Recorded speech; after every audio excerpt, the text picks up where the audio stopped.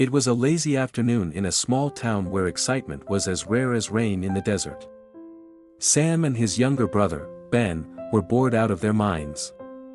Their parents had gone out for groceries, leaving them with strict instructions: stay inside and behave.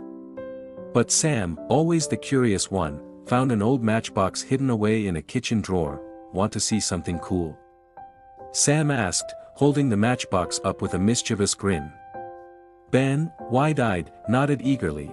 They snuck outside to the backyard, where dry autumn leaves covered the ground. Sam struck a match, watching the tiny flame flicker and dance. He waved it around, mesmerized by its glow.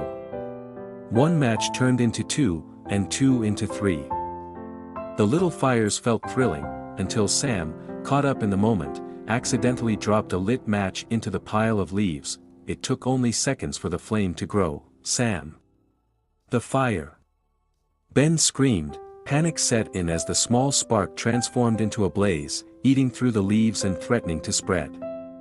Sam's heart raced. He grabbed a nearby bucket and dashed to the garden hose, filling it with water. Ben tried to stomp out the flames, but they were too strong. By the time their parents returned, the fire was out, but not before leaving a charred patch in the yard. Their father, seeing the blackened ground, sighed deeply. "What did I tell you about matches?" he asked. Voice heavy with disappointment, Sam, ashamed and realizing how quickly things had spiraled out of control, looked down. "I'm sorry. I didn't think it would happen like this." His father knelt down beside him, placing a hand on his shoulder. "That's the thing about fire, Sam. It's small until it's not. Never play with things you don't fully understand." The lesson burned deeper than the fire had. One rainy evening, in a small, dimly lit room, Samir sat alone, bored and restless.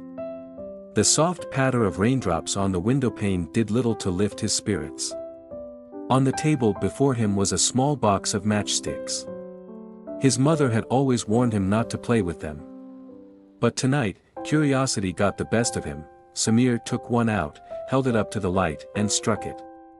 A bright flame flickered to life, casting eerie shadows around the room.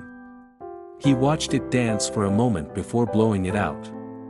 His heart raced. There was something thrilling about the small act of danger. But it wasn't enough. He grabbed another matchstick, then another. Soon, he was building little shapes, tiny houses, stick men, and even a bridge, all from the fragile wooden sticks. But then an idea hit him. What if he made something bigger? Something that could light up his entire room. With excitement, Samir set to work, carefully stacking the matchsticks one by one, constructing a tall tower. It grew taller and taller, almost reaching the height of his desk lamp. Proud of his creation, Samir stood back to admire his work, but then, that little voice inside him whispered again, "What if you light just one match?" What would happen? His fingers trembled as he struck a matchstick and, with a flicker of excitement, held it near the base of the tower. The flame crept closer and closer, like a slow, dangerous secret. Suddenly, the fire leapt to life. The matchstick tower was engulfed in flames, burning bright and fierce. Samir's excitement turned to panic as the flames spread faster than he expected. He grabbed a glass of water from the table and threw it onto the fire, but it wasn't enough. The flames licked at the edges of the tablecloth, threatening to spread further.